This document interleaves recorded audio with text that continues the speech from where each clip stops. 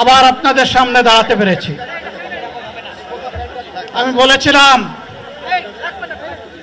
দুর্নীতিমুক্ত বাংলাদেশ ইনশাআল্লাহ সবাইকে নিয়ে আমরা গড়ব। কিছুক্ষণের জন্য সমাবেশ আটকে গিয়েছিল, সবাই ভয় পেয়ে গিয়েছিল যে কী থেকে কী হয়ে যায়। কিন্তু পরক্ষণেই অসুস্থ অবস্থায় জামাতের আমির যে ভাষণ দিয়েছিলেন জাতির উদ্দেশ্যে, আসলে সবাই মনোমুগ্ধকর যে এমন একটি রাজনৈতিক দল আজ পর্যন্ত বাংলাদেশ দেখতে পায়নি। আমরা কথা দিচ্ছি, বাংলাদেশ জামাত ইসলামী যদি আল্লাহ তাআলার মেহেরবানি ভালোবাসা নিয়ে সরকার গঠন করে, তাহলে আল্লাহ যত সময় হায়াত দিয়েছেন তত সময় মানুষের জন্য লড়াই করবো ইনশাআল্লাহ। এ লড়াই বন্ধ হবে না। বাংলার মানুষের মুক্তি অর্জন হওয়া পর্যন্ত আমাদের লড়াই অব্যাহত থাকবে।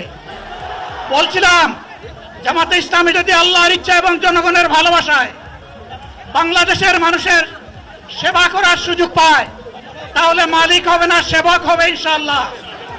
আজ আমি ঘোষণা দিচ্ছি, এর আগে বাংলাদেশে অনেক রাজনৈতিক দল এসেছে, তারা শুধু মানুষকে আশ্বাস দিয়ে গেছে যে তারা এই করবে সেই করবে, দেশের উন্নতি করবে। কিন্তু এই প্রথম কেউ নিজের রাজনৈতিক দল নিয়ে অন্যরকম একটি ভাষণ দিয়েছে। সংসদ সদস্য হিসাবে নির্বাচিত হবেন। আরে তারা কথা বন্ধ করেন, তারা কথা বন্ধ করেন, সবাই বসে পড়েন, সবাই বসেন, বসেন, কেউ দাঁড়াবেন না, সবাই বসেন।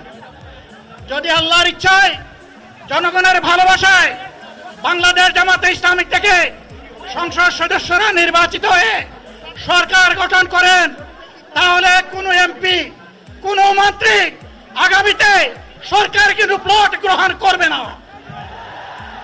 কোনো এমপি এবং কোনো মন্ত্রী ট্যাক্সবিহীন কোনো গাড়ি চড়বে না।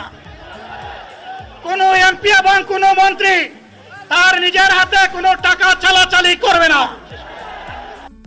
বাংলাদেশের মানুষ সবসময় এমনই একজন নেতা চেয়েছে যে কিনা দেশ এবং দেশের মানুষের কথা সবসময় চিন্তা করে যাবে।